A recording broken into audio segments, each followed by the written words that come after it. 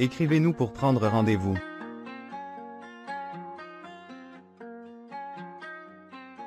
N'oubliez surtout pas de liker, de vous abonner et d'activer la petite cloche. Bonjour tout le monde, bienvenue sur ma chaîne Le Bazar de la Voyance. J'espère que vous allez bien. Aujourd'hui, on a deux invités exceptionnels, le docteur Christian Talscheller et Joanne Razanamahay. J'espère que je l'ai bien dit. Très bien, très bien. Super. Bravo. Oui. Aujourd'hui, ils vont nous faire découvrir le chamanisme sauvage. Alors, je vais vous laisser vous présenter pour les personnes qui ne vous connaissent pas encore. Oui, alors bonjour tout le monde et bienvenue à cette chaîne avec notre très agréable Axel qui nous a vraiment fascinés avec ses divers talents. Merci, merci beaucoup. Médium que aussi en chamanisme. Donc, il n'y a pas longtemps, on a fait quelque chose ensemble, et, avec la famille en plus. C'était génial, c'était génial. Tout dans la bonne humeur, dans la douceur et dans la réceptivité, l'ouverture du cœur. Alors, je suis Joanne Razanamahay Chaler. Je suis originaire de l'île de Madagascar, qu'on appelle aussi la Grande Île ou l'île Rouge, à côté de l'île de la Réunion, pour ceux qui ne sont pas forts en... Parce que souvent on me dit « Ah, mais justement, j'ai un cousin à la Martinique. » Complètement pas du tout à côté. Alors, donc, et depuis mon enfance, en fait, j'ai toujours eu des dons spéciaux, des talents un peu... ça pourrait sembler bizarre pour ceux qui ne sont pas du tout là-dedans, mais je vais vous rassurer tout de suite qu'en fait, nous avons tous ces dons et talents, mais certains d'entre nous ne les ont tout simplement pas cultivés ou n'ont pas eu un milieu qui favorise le développement de ces dons et talents. Donc, depuis mon enfance, j'ai commencé par être médium, en fait.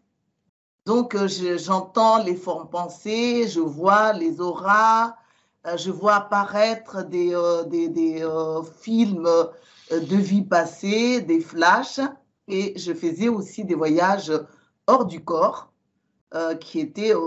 je ne savais pas que c'était hors du corps jusqu'à ce que un jour, pendant le voyage, je suis tombée dans l'eau. Et au moment où j'ai fait le contact d'être dans l'eau, je me suis vue, j'étais en pleine transpiration dans mon lit parce que j'avais une très forte fièvre qui a aussi favorisé ce voyage. Et donc, j'ai vraiment vu que j'étais mouillée, mon lit était mouillé et que je n'étais pas du tout dans mon lit en ce moment-là. Alors, donc, le chamanisme sauvage, c'est le chamanisme originel, tout simplement. C'est pour ça que c'est sauvage, avant que ça ne soit dilué par des règles, dilué par des traditions qui s'approprient le chamanisme pour plutôt faire valoir leur façon de procéder dans leur lignée familiale terrestre, plutôt que de faire la place constamment à la guidance des esprits. Parce que là, on parle des esprits en chamanisme sauvage. L'esprit du monde d'en haut, les esprits du monde d'en bas, les esprits du monde du milieu. Mais je laisse se présenter Tal. Pour ma part, je peux dire que j'étais chaman jusqu'à l'âge de 6 ans. Parce que je communiquais avec des esprits, je les voyais, je jouais avec eux, je m'amusais comme un fou. D'ailleurs, j'avais une vie merveilleuse. Puis à 6 ans, je leur ai dit, je vais à l'école, on me dit que j'ai trop d'imagination, que c'est pas vrai, laissez-moi tranquille. Et ils se sont discrètement évaporés. Et puis j'ai passé de l'âge de 6 ans à l'âge de 24 ans dans le monde du cerveau gauche. La rationalité, l'école, les examens, je suis devenu médecin. Et pendant toutes ces années, je me disais, mais qu'est-ce que j'ai perdu en route? Je ne savais plus ni rire. Enfin, j'avais une vie constamment dans l'effort, la tension, le stress. Et puis à 24 ans, j'étais tellement stressé que je vais à l'Institut Monroe aux États-Unis pour apprendre à me détendre. Et là, je me détends et le premier voyage que je fais hors de mon corps, j'arrive sur un plan élevé et je vois tout d'un coup autour de moi tous ces êtres qui me disent « Bienvenue, ça fait 18 ans qu'on t'attend. » J'étais réconcilié et depuis, je suis à la fois médecin, c'est ma formation, médecin holistique, mais je suis aussi chaman et aussi médium. Je travaille sur tous ces plans. Et notre objectif commun avec Johan, c'est de montrer aux gens que chacun a des capacités, mais qui ont été souvent étouffées par l'éducation. Parce que nos éducations, malheureusement, sont rationalistes, 2 plus 2 font 4, tu dois croire ça, et on bloque toute l'ouverture spirituelle. Et du coup, la spiritualité est devenue une affaire de dogme, de religion, tu dois croire ci, tu ne dois pas croire ça. Ouf, tout ça, alors que le chamanisme fondamental, qui était avant les religions, avant toutes les médecines, c'est l'accès de chacun à la capacité qu'il a de communiquer avec son corps de lumière et avec les esprits qui l'entourent. C'est ça la base, et c'est ça qu'on enseigne. C'est très important de le rappeler.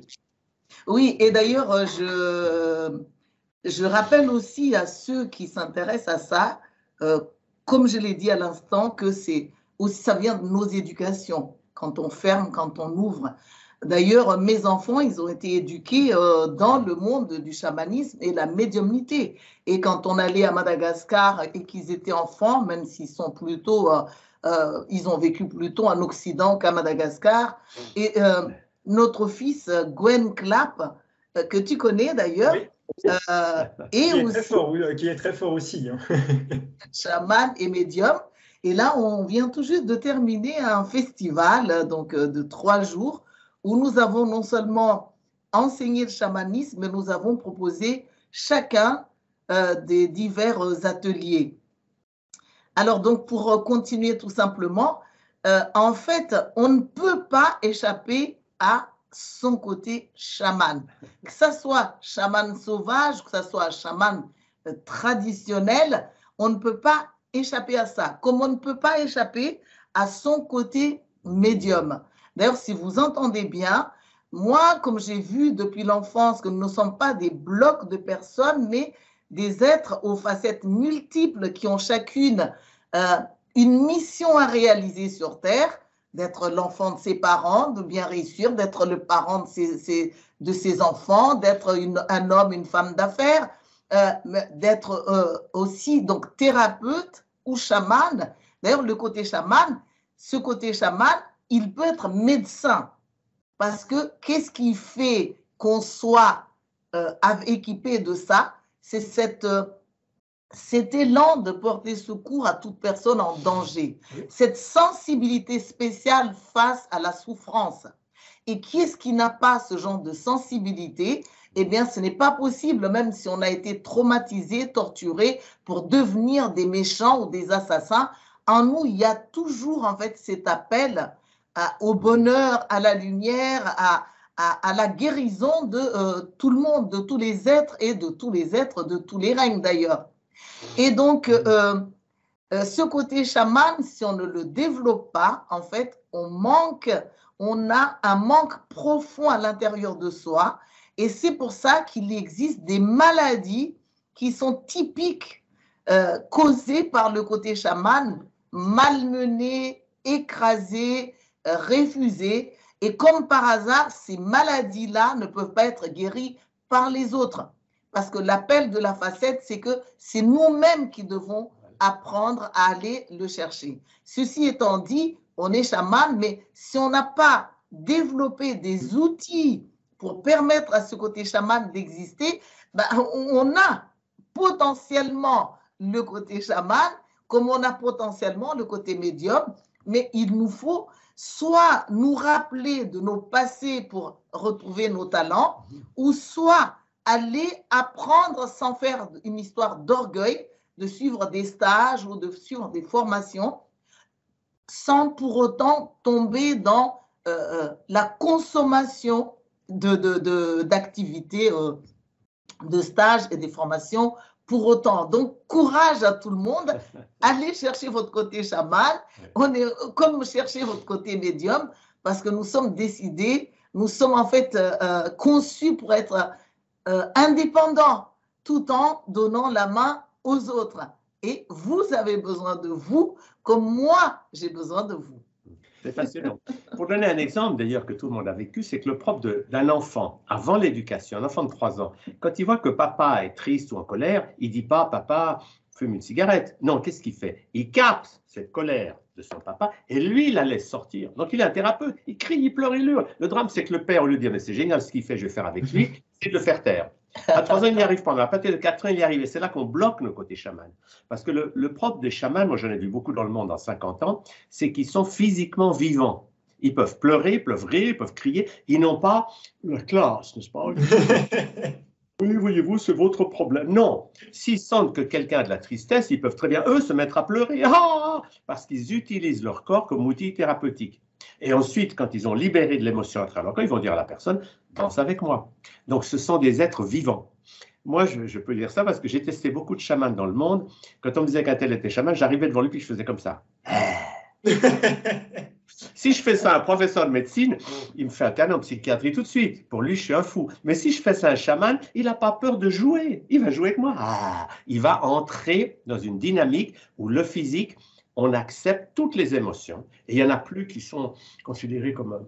Bref, on sort de ce judéo-christianisme et d'autres religions qui nous ont appris à obéir, mais à perdre la capacité que les émotions circulent bien dans notre corps. Et moi, c'est ce que je trouve merveilleux dans le chamanisme, c'est qu'on libère les gens de ces prisons dans lesquelles ils ont été enfermés par les émotions. C'est vraiment ça qui m'a surpris lors du stage que j'ai fait avec vous, c'est l'importance de libérer ses émotions. Pourquoi c'est si important? Parce que c'est vrai que moi-même dans mon éducation, on ne m'a pas appris à libérer mes émotions comme vous nous avez montré lors du stage. Et je voudrais que les personnes qui nous écoutent, qu'il y ait vraiment des petits outils que vous pouvez, si vous pouvez nous en donner des petits, pour qu'ils apprennent et qu'ils sachent pourquoi il faut libérer ces émotions. Et quels sont les risques si on ne libère pas ces émotions-là dans le futur? Alors, il y a 2 manières de présenter les émotions. Ça peut même de la manière scientifique, que si on ne lâche pas les émotions, certaines maladies graves peuvent surgir à cause des émotions bloquées. Mais il y a aussi le rôle des émotions dans le chamanisme et même la médiumnité. Comme par hasard, aussi bien dans la médiumnité que dans le chamanisme, on utilise des sons. Ça peut être des cloches, ça peut être des tambours, ça peut être des maracas, ça peut être des didgeridoo ou des bols tibétains. Aujourd'hui, on en est même aux bols de cristal. En fait, ces instruments, ce n'est pas seulement pour être écoutés qu'ils existent, mais c'est qu'ils interagissent avec ce que nous sommes jusqu'à nos cellules. Ils font bouger, ils font de l'acupressure, ils nous permettent de lâcher les émotions. Et faire du chamanisme ou de la médiumnité sans aucun son, ce n'est pas possible du tout, du tout. Parce que le canal, en fait, qui font passer les guides spirituels ou les esprits avec qui nous sommes, si le canal médiumnique est bouché de toutes les tensions émotionnelles, de toutes les pensées négatives, on est lourd et du coup, on n'arrive pas vraiment à s'élever. C'est pour ça que, aussi bien chez des médiums que chez des chamans, il existe des êtres, du coup, qui vivent mal parce qu'ils ont besoin de faire appel à de la nourriture ou à des boissons extérieures pour pouvoir, en fait, se tasser et avoir un sentiment d'équilibre. Alors que, à l'origine, quand on chante, même si on ne parle pas de chamanisme ou même si on ne parle pas de médiumnité, un être heureux a tendance à chantonner. Un être qui est dans la légèreté, dans l'espoir, dans une vision d'un futur merveilleux, je sais que dans les pays naturels, siffle encore beaucoup. Alors qu'en Occident, les gens ont arrêté de siffler. Les beaux gosses ne savent même plus siffler pour enchanter, pour séduire. Et donc, on vit dans des mondes où on se retracte complètement, on ne sort aucun de ses bras de Shiva. Et du coup, on n'a pas accès à tous ces mondes magiques. Avant même d'avoir des instruments, nous avons la voix. La voix, ça sert à ça. Nous avons les mains.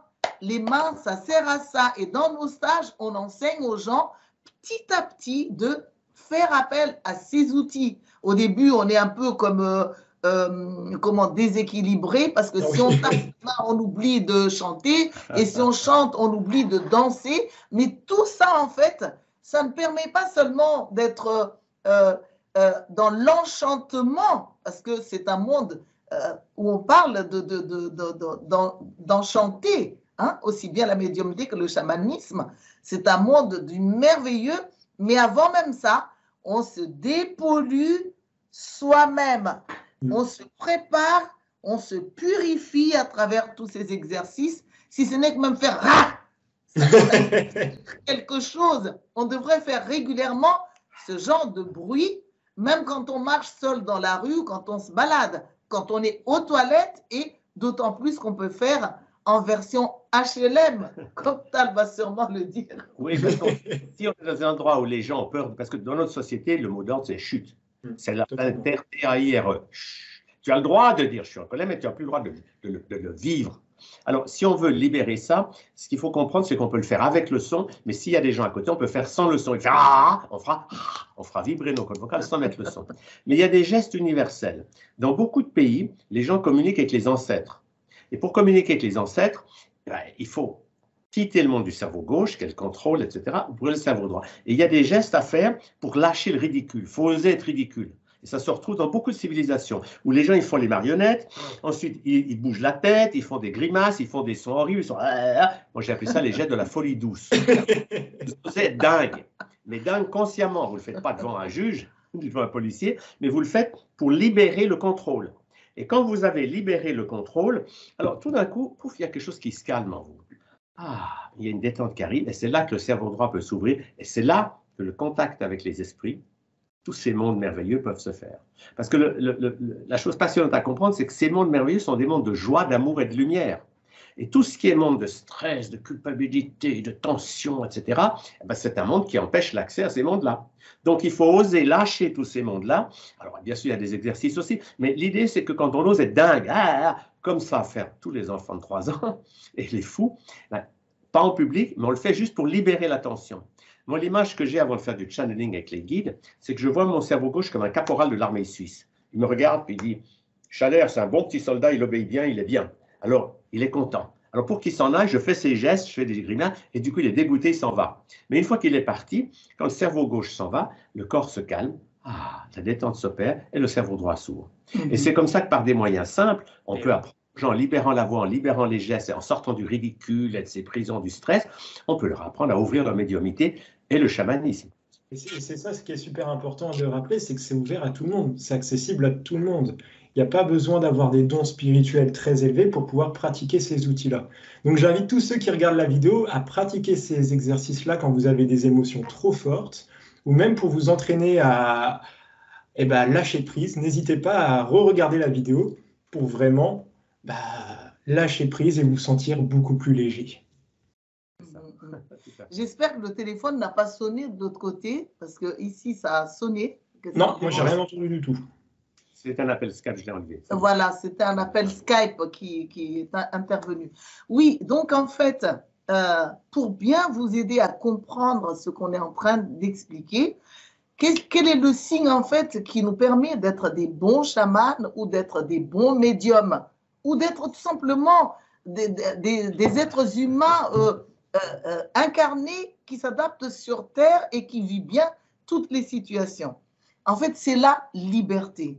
Quand on a la liberté, on n'est plus dépendant du regard d'autrui ni du qu'en dira-t-on. Si avant de faire une sorte de channeling, par exemple, de médiumnité, de canalisation, si vous avez même honte vis-à-vis du public à faire ce geste du marionnette, comme par hasard, c'est un geste qu'on fait devant chaque bébé. Donc, et ensuite, si vous respirez rapidement comme les Sherpas font dans l'Himalaya ou superventiler seulement le cerveau, si vous n'êtes pas libre de votre public que vous avez envie de passer toujours pour quelqu'un de classe, quelqu'un d'élégant, de quelqu'un qui est comme un ange en quelque sorte, alors même que vous savez très bien que vous n'en êtes pas encore un, même si vous avez le potentiel de devenir un ange. Parce que tant qu'on est sur Terre, on n'est pas réalisé. D'autant plus qu'on a vraiment des facettes pas réalisées du tout. Donc, apprenez à faire des exercices ou même à tousser. Beaucoup de guérisseurs, de channels, tous pour purifier ce canal médiumnique et rendre visible en fait les êtres de lumière ou les esprits de la nature, les esprits, nos ancêtres et tout ça, les esprits qui nous guident sur le chemin. Et ensuite, donc, apprendre à chanter. On en est à un stade où on est tellement privé de liberté que même chanter, ça nous fait honte devant les gens. C'est quand même terrible parce qu'au lieu de voir si ça peut faire du bien à quelqu'un, on est occupé à voir que ça ne nous fait pas du bien de chanter parce qu'on risque de passer pour etc., etc. Or, en chamanisme, comme en médiumnité, il nous arrive, parce qu'on est les deux, médiums et chamans, avant de faire des séances de canalisation, de laisser passer les messages, des fois, ça nous arrive de faire ou même le aom. Mais si vous n'osez même pas chanter, ça veut dire que vous êtes dans un monde si étriqué que les messages que vous allez recevoir ne seront pas de grande qualité. Et pour ceux qui ont peur d'être branchés sur des esprits inférieurs, des esprits du bas astral, eh bien, le fait que vous retenez tout à l'intérieur, en fait, permettra à ces esprits de passer à travers vous parce que vous êtes coincés et vous vous jugez et vous ne libérez pas le monde. Vous n'êtes pas capable d'amour vis-à-vis des gens. Et en chamanisme, en plus, en chamanisme sauvage, on enseigne aux gens à chanter et à chanter sauvage. C'est-à-dire, c'est pas que je répète, contrairement au chamanisme traditionnel, où on répète des chants d'ancêtres. La dernière fois au festival, il y a quelqu'un derrière moi qui disait « Ah, c'était comment déjà le chant du bonheur qu'on a appris à tel endroit avec tel chaman ?» Mais sans se rappeler du chant du chaman, les gens ne chantaient plus. Alors que si vous laissez tout simplement les esprits vous inspirer, en fait, il y a des milliards et des milliards de chants, comme les vedettes de la chanson arrivent encore à créer, mais des chants structurés. Le chant sauvage, c'est un chant que vous laissez librement venir et ça peut être et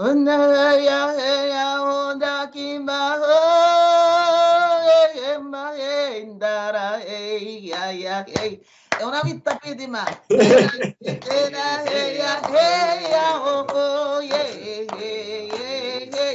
Et vous voyez, on danse immédiatement. Le corps ne peut pas ne pas bouger. Mais si vous ne libérez pas ça, comment voulez-vous être bien dans votre peau et être centré, ancré que vers la lumière, les yeux rivés sur le monde des esprits, des animaux totems, alors que si vous vous retenez, en fait, vous contrôlez les autres, le monde qui vous entoure. Vous êtes occupé à regarder qu'est-ce qui vous regarde, qu'est-ce qui vous aime, qu'est-ce qui risque de quitter la salle, etc., etc. Donc, on est dans tout, sauf dans l'ouverture du cœur, dans la spiritualité et le chamanisme.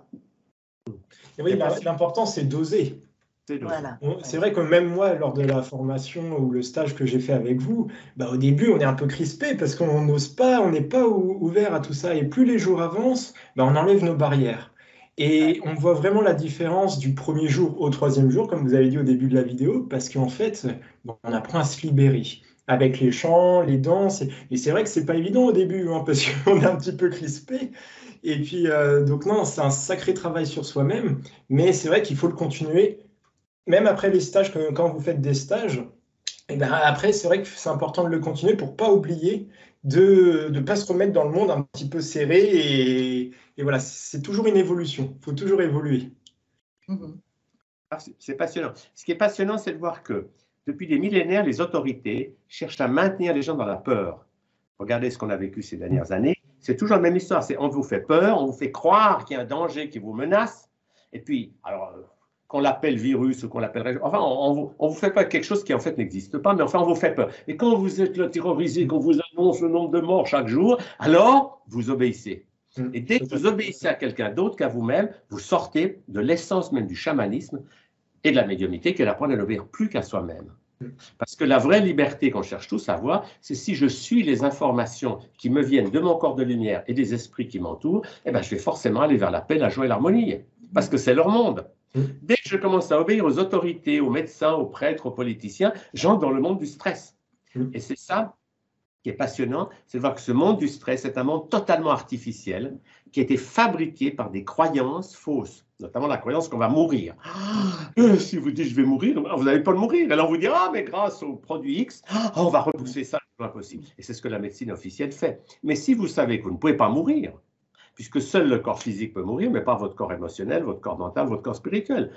Donc, vous risquez rien. Donc la peur de mourir tombe, et à ce moment-là, vous commencez à vous dire, qu'est-ce que je suis en train de faire sur cette planète? Et une des grandes leçons, c'est d'apprendre à obéir à nous-mêmes, plutôt qu'aux autres. C'est tout, de sortir de l'éducation. C'est un très beau message. Est-ce que vous voyez, par exemple, en Occident, qu'il y aura dans le futur, dans les 10-15 ans qui vont arriver, une ouverture par rapport au chamanisme? Est-ce que vous pensez que les gens vont être de plus en plus ouverts à ça? Est-ce que vous, même par rapport à vos stages, est-ce que les personnes qui viennent vers vous sont plus ouverts? Est-ce qu'ils sont moins fermés? Comment vous ressentez ces choses-là? Déjà, dans la vision, on constate que les gens s'ouvrent de plus en plus. Malheureusement, comme on nous a appris qu'on ne peut s'ouvrir qu'en suant, on ne peut aller se chercher dans donc du coup, beaucoup de personnes ne s'ouvrent que quand ils traversent quelque chose de grave. Par exemple, la perte d'un enfant ou quand la perte de la santé. Tal parlait tout à l'heure de la peur de mourir. Mais moi, en fait, ce que moi j'ai vu surtout, c'est la peur de vivre. C'est la peur de vivre qui nous harcèle beaucoup plus que la peur de mourir. Parce que tant qu'on n'est pas malade, on ne pense pas à ce genre de choses. Mais la peur de vivre, c'est la peur d'être regardé, la peur d'être jugé, la peur de n'avoir personne, la peur de ne pas être aimé. Donc, on a constamment des peurs. Et aujourd'hui, surtout depuis l'histoire du Covid, pour parler de ça, on a remarqué énormément de manifestants, des manifestations, des gens qui ont crié liberté, liberté, liberté, des gens qui ont osé perdre leur emploi. Et je pense que si on ne nous répète pas aujourd'hui ces réprimandes, qu'on ne nous met pas sous...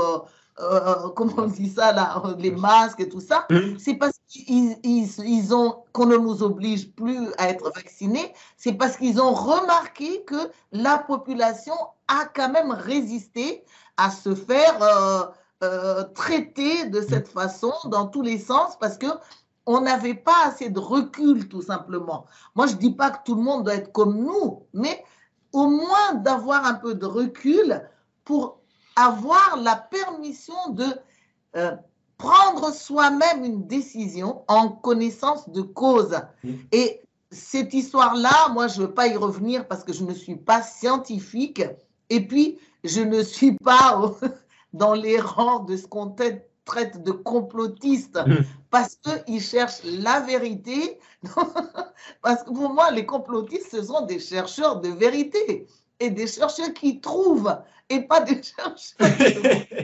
Ils ont des choses à dire et très passionnant, même si ça nous fait peur. Donc, les festivals de chamanisme, les stages de chamanisme connaissent vraiment un regain incroyable. Et surtout quand les gens découvrent qu'ils ne peuvent pas échapper à leur côté chaman, alors autant le développer. Ils ne peuvent pas échapper à leur côté médium, autant le développer. Beaucoup de gens, par exemple, qui montrent bien qu'ils sont médiums, c'est qu'ils voient le mal. Ils voient ce qui ne va pas. Ils sont très critiques. Ah oui, un tel, j'ai vu que c'était quelqu'un comme ça. Oui, un tel, c'est dans le pouvoir. Un tel, c'est... Mais en fait, leur médiumnité a été aiguisée seulement pour capter ce qui va mal et pour capter les souffrances. L'apprentissage serait en fait d'apprendre vraiment l'amour fraternel, compassionnel, la reliance avec les guides pour que cette médiumnité nous permette d'abord de capter ce qui va bien, ce qui est déjà du succès, ce qui est déjà magnifique. Donc, regardez-vous tout simplement si vous êtes capable déjà de percevoir le magnifique, que ce soit chez un être humain ou que ce soit chez un animal ou chez un arbre, et de pouvoir être en admiration. Ça, c'est le propre des gens qui sont dans l'amour. Ils s'émerveillent, ils admirent. C'est pour ça que je parle d'enchantement, d'enchanteur, d'enchanteresse. Il faudrait qu'on retrouve ces talents d'émerveiller. Et je vois un chamanisme quand les gens ne s'ouvrent pas, parce qu'ils sont coincés, en fait, pendant des années, ils sont convaincus que c'est quand ils sont coincés, insignifiants et qu'ils longent les murs qu'on les aime, qu'on les regarde. Et ils découvrent que quand ils déploient leur talent médiumnique et chamanique, tout compte fait, les gens se retournent sur eux. Ils éveillent des consciences. Ils assument leur nature d'éveiller et d'élever la conscience humaine. Moi, je trouve ça, mais d'une beauté folle. Je suis contente parce que je ne mourrai pas idiote. Non, il faut quand même ajouter une chose, c'est que développer ses capacités de chaman ou de médium ne veut pas dire d'aller n'importe où, n'importe quoi.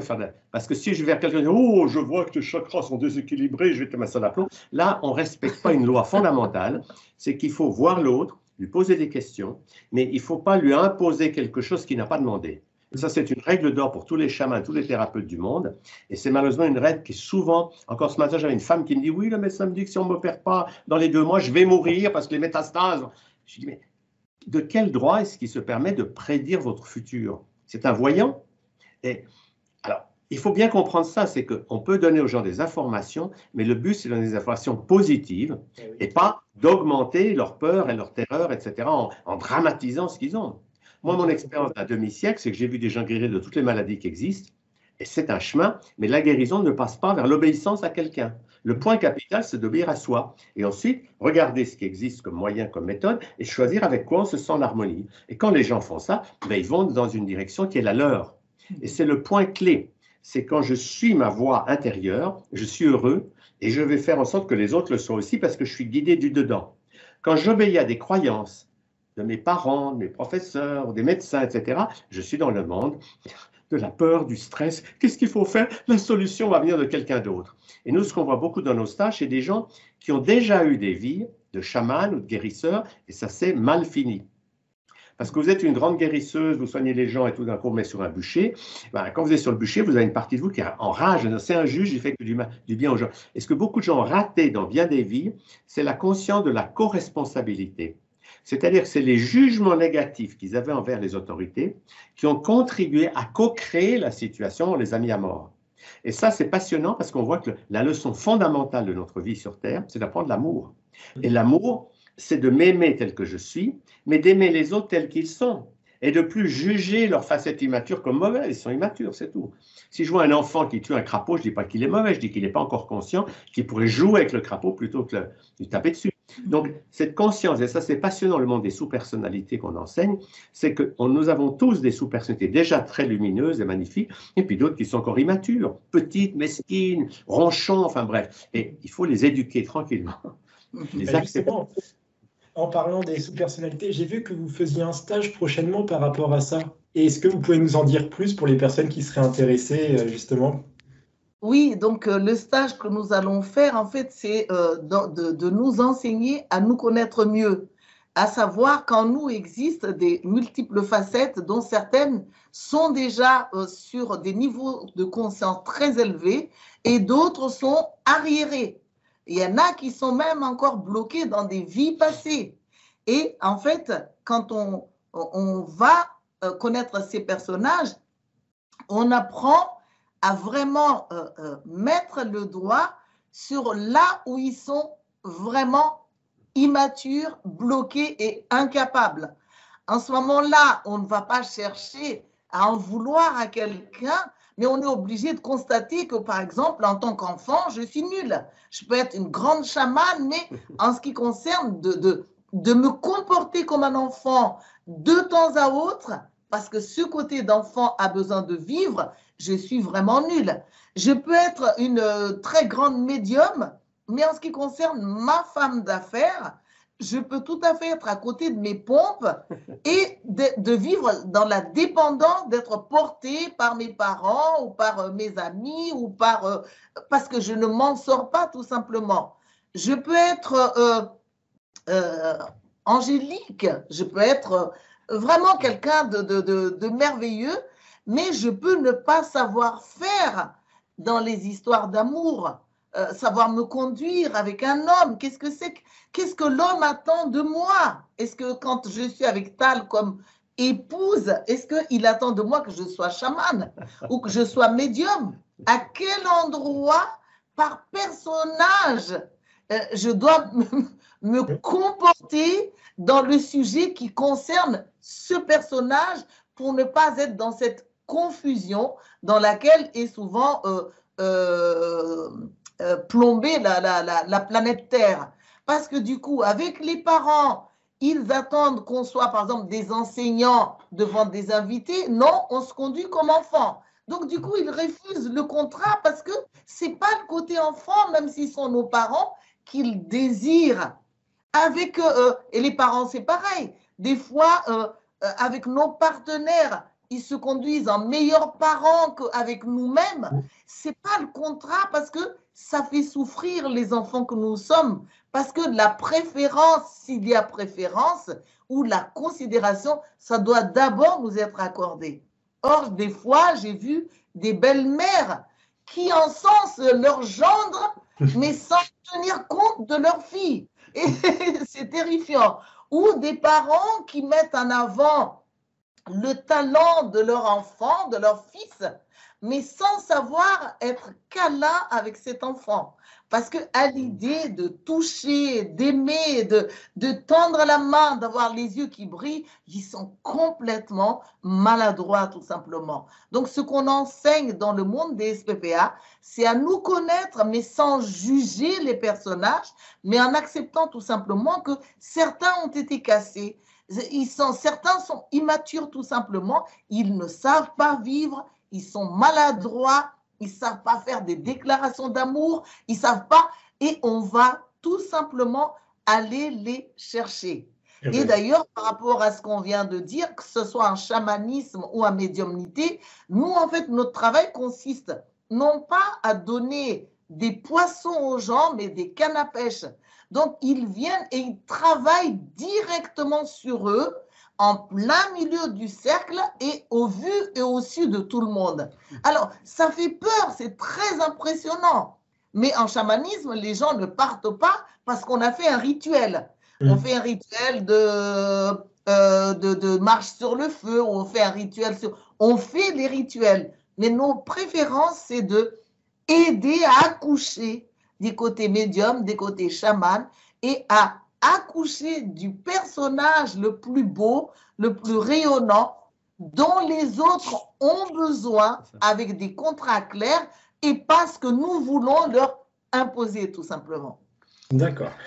Et alors, pour retrouver, j'ai fait mes petites fiches, pour retrouver tous les stages de Joanne, de Gwen Clape, aussi Clape, et Tal Scheller, vous pouvez les retrouver sur santéglobale.world. Donc ça sera dans ma description de ma vidéo, donc n'hésitez pas à y faire un petit tour, il y a tous leurs stages, il y a même des vidéos que j'ai vu que vous faisiez sur votre site. Tout à fait, on a fait beaucoup de vidéos, on a un gros matériel, nous, en livres, en vidéo, etc., en audio, pour donner aux gens des outils pour apprendre à aller vers la liberté intérieure. Et ce qui est passionnant, par exemple par rapport à ce que disait Joanne, c'est que dans un cercle, c'est ce qu'on fait dans les stages sur l'SPPA, on va permettre d'amener au centre du cercle nos personnages refoulés. Parce que l'éducation, un enfant, c'est comme s'il a les deux ailes ouvertes, il ose dire, si tu ne me donnes pas de chocolat, je te tue, donc il ose, très violent, puis il ose être merveilleux, je suis le plus beau du monde. Il n'a pas appris à casser son énergie. Alors nous, ce qu'on fait, c'est qu'on permet aux gens de libérer les facettes d'eux que la société a bloquées. Et c'est très thérapeutique. Parce que quand on accepte nos côtés noirs, eh ben, on n'en souffre plus, on n'essaie plus de les cacher, on les accepte, on les a, mais on leur permet de monter dans la lumière. Et puis nos côtés lumineux, on les accepte pour nous guider vers la lumière. Donc c'est un travail passionnant. Et ce qui va avec ça, c'est la compréhension que les personnages qu'on bloque vont appeler au secours. Soit en nous rendant malades, en créant des conflits. Donc, c'est qu'on est responsable de ce qui nous arrive et souvent on ne se rend pas compte, on dit « Ah, mais ce n'est pas ma faute, c'est à cause de mes parents, à cause de mon patron. » Et on rejette toujours la faute à l'extérieur et on se croit victime. Mais quand on va voir plus profond en soi, on va voir quels sont nos personnages qui ont attiré une situation dans le but qu'on prenne conscience qu'ils sont là. Par exemple, moi je vois beaucoup de ça depuis longtemps. C'est des gens qui attirent une maladie, quelle qu'elle soit, mais ils cherchent des solutions à l'extérieur, ils font des milliers de thérapies, rien qui marche, parce que le message de la maladie, c'est le guérisseur, il est en toi. C'est toi que tu dois libérer. C'est toi qui... Oh, et là, tout d'un coup, ils entrent dans une dynamique positive. C'est eux qui vont se prendre en main, qui vont guérir. Oui, nous allons faire beaucoup de stages. Donc, le prochain, c'est sur justement les SPPA ou sous-personnalité psychoactive. Ça va se passer là où on s'est rencontrés la dernière fois, en Suisse, donc du côté de Genève. Après, on a d'autres stages du côté de la Suisse également et qu'on anime ensemble avec Gwen. Après, on sera du côté d'Avignon. On a des programmes pour aller à Nantes. On a des programmes. Il faut voir ça, en effet, comme dit Axel, sur le site. Et dans ce travail sur les personnages intérieurs, on va aussi enseigner, en fait, qu'il y a 3 voies en nous dont nous avons besoin de découvrir. Il y a la voie des SPPA, c'est-à-dire de chacune de nos facettes, qui ne parle pas toujours sur le même ton et qui n'a pas toujours le même niveau de sagesse. Et dans le stage, on arrive à vous les montrer. Hein. On va vous les présenter. Et puis, dans les stages, on montrera également la voix de l'âme. Parce que beaucoup de gens confondent toute voix raisonnable à l'air gentil ou qui ne parle pas avec un ton fort, pas un mot plus haut que l'autre. On confond ça avec l'âme. Mais l'âme n'a rien à voir avec ça. L'âme, c'est une voix qui tient compte de nous, mais qui tient compte des autres. L'âme, c'est qui nous sensibilise sur ce que nous avons pour nous pousser à nous exprimer, mais qui nous sensibilise également à connaître l'autre, à découvrir l'autre et à comprendre ce qui se passe chez l'autre avec l'effort de lui tendre un tapis rouge pour lui permettre d'accoucher ce qu'il a de merveilleux. C'est pour ça que quand on travaille sur les SPPA, avec la voix de l'âme, ça n'existe pas pour nous ce regard qui montre du doigt quelqu'un d'un pervers narcissique. Au contraire, chez nous, on se dit, mais qu'est-ce qui en moi active ce pervers narcissique qui existe bel et bien et de quelle manière je m'y prends? Et là, on va vous le montrer également. Les méchants existent, les agresseurs existent, mais en fait, c'est un peu comme le fer. Ça ne sonne pas tout seul. Il y a forcément en face quelque chose qui les active. Et c'est important de savoir mettre le doigt sur ça. Et en stage également, on va montrer la 3e voie. Donc, première voie, la SPPA, 2e voie, la voie de l'âme. La 3e voie, c'est la voie de Bouboule. C'est le nom qu'on a donné à l'ego. Parce que Bouboule, ça vient de pitbull. Parce que la façon dont nous avons en fait éduqué nos égos, c'est comme quand on éduque les chiens de race pitbull. Qu'on pousse à se méfier, qu'on pousse à ne pas manger dans les mains des autres, qu'on pousse à rester enfermé et qu'on pousse à tuer même. Et beaucoup de gens ne se rendent pas compte que leurs égos sont des véritables pitbulls, mais on apprend également à sentir ces pitbulls et à savoir comment les libérer, comment les soigner, parce que nous sommes une famille, nous sommes formés d'un seul et même corps. On ne devrait pas se réjouir quand quelqu'un est malade ou de voir que quelqu'un est méchant, parce que quelqu'un de malade et quelqu'un de méchant, sa vibration pollue la planète, pollue son être, mais pollue la planète et nous affecte nous-mêmes. Quelqu'un de très heureux nous rend lumineux. Quelqu'un qui a du succès, mais qui a, qui se plaît sur la planète Terre, ça nous dynamise. Mais quelqu'un qui tire vers le bas, qui ne s'en sort pas, en fait, nous tire aussi en quelque sorte. Donc, bien sûr, quand on travaille sur les émotions et sur son pouvoir personnel, on peut rester en équilibre. Mais ne vaut-il pas mieux vivre avec des gens qui sont tous libérés pour ne pas faire l'effort de constamment monter que d'être constamment dans la vigilance de qui est négatif autour de soi et qui est mauvais et qui risque de nous saboter. Donc, c'est un travail vraiment merveilleux et nous, avec nos différences, et de travailler à trois avec Gwen, si on n'avait pas connu Bouboule, bien sûr, on en a encore, hein, réalisé, hein, on en a. Mais la question, c'est pas est-ce que je vais être réalisé, mais est-ce que je suis déjà content de chaque pas que je réussis, des conflits que j'arrive à résoudre ou à ne plus générer. Donc, nous, du coup, sur le coup, quand Bouboule est trop fort, on casse d'abord, on ne se voit pas, on ne se parle pas parce que Bouboule prend tout l'espace.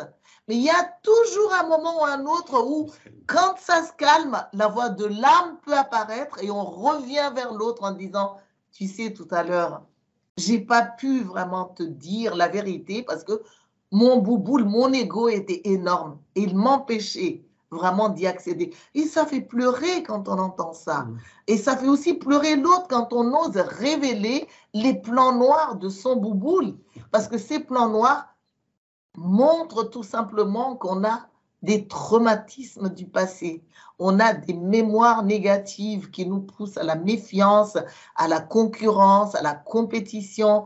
Mais on peut tous guérir de ça, comme libérer son côté chaman et libérer son côté médium. Voilà. Et ben, c'est très bien. Et pour le petit mot de la fin, est-ce que vous auriez un conseil à donner à quelqu'un qui, après cette vidéo, veut se lancer dans le chamanisme sauvage? Est-ce que vous auriez un conseil à lui donner, voilà, pour qu'il puisse se lancer en pleine confiance et puis avec plein de beaux projets?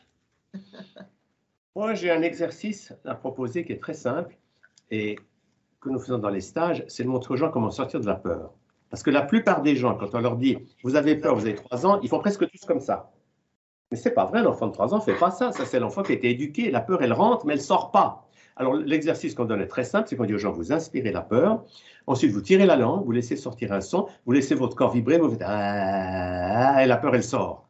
Et vous voyez que quand cette peur sort avec une longue expiration, quand vous arrivez à vide d'air, il y a un moment magique qu'on appelle le lâcher-prise. C'est que tout d'un coup « ah, j'ai lâché ma peur ».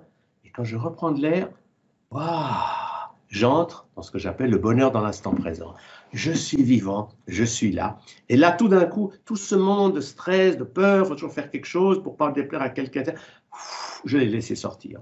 Donc, c'est très simple, c'est une seule expiration. Mais c'est une expiration puissante parce que beaucoup de nos problèmes, on inspire, on a un problème, et on accumule des choses, on accumule des peurs à l'intérieur, et on va dans la tête, oui, mais c'est normal que j'ai peur parce que le futur, voilà. Et on ne sait pas libérer cette peur. C'est ce que font merveilleusement bien les peuples du Sud, où il y a beaucoup moins de cancer, voire pas du tout, ce que font les joueurs de rugby, les All Blacks. Tout le monde a vu ça à la télévision. Avant le match, lâchent leurs émotions. Parce que la notion est simple, c'est que pour bien jouer, il faut être ni dans la peur, ni dans la tristesse, ni dans la colère. Autrement, on est stressé, on lâche. Ils font l'aka. Et tout le monde peut apprendre à faire ça. Une fois qu'on a lâché la peur, on entre dans un nouveau monde. Et c'est ce monde-là que peu à peu, nous allons voir grandir. Parce que ce qui est certain, c'est que le nombre de gens qui veulent rester dans la peur, la soumission, obéir à tout ça, il diminue chaque jour. Alors, c'est peut-être encore en pourcent, on ne peut pas dire, mais chaque jour, il y a un peu plus de gens qui s'éveillent, qui veulent retrouver leur verticalité. C'est pour ça que moi, je dis en conclusion que dans le futur, il n'y aura plus de ismes. Communisme, catholicisme, protestantisme, marxisme, tous ces ismes de guerre, de s'opposition vont disparaître. Il n'en restera que 3. L'unicisme, nous sommes tous un. Le tourisme, c'est bon le voyager. Chamanisme, parce que dans le chamanisme, on est tous ensemble. Oui. Alors moi, mon mot de la fin, c'est qu'il est vrai qu'on doit venir trouver des outils et apprendre à les expérimenter en face de ceux qui nous forment. Parce que les gens qui nous forment, normalement, sont censés savoir nous dire que là, on le fait sans être aligné. Ici, on le fait en étant déjà très lumineux. Mais néanmoins, déjà, ce qu'on peut faire, c'est déjà apprendre à rayonner. Quand on rayonne, en fait, on illumine le monde. Quand on rayonne, on fait pétiller de joie la nature. Et l'apprentissage de rayonner, c'est de retrouver ces yeux qui sont vivants et pas des yeux ternes. C'est retrouver cette lumière qui nous illumine le visage et pas la déprime qui nous fait baisser la tête. Et pour ça, ce serait bien d'apprendre à chanter, régulièrement à chanter. Vous allez sous la douche, vous chantez. Vous chantez des sons sauvages tout simplement. Vous marchez, vous êtes seul sur le chemin. Au lieu de laisser Bouboule vous dire, les gens risquent de se retourner, vous dites, mais c'est pas grave, je suis en fait en train de faire ma thérapie. Je me libère de toute peur, de toute honte, de tout gêne, parce que je ne suis pas un danger quand je chante. Au contraire, j'illumine la terre, je fertilise la terre avec ce que je suis, je participe, je contribue à mettre de la joie dans ce monde et dans l'univers en entier, dans tous les cœurs. Parce que quand on chante, ne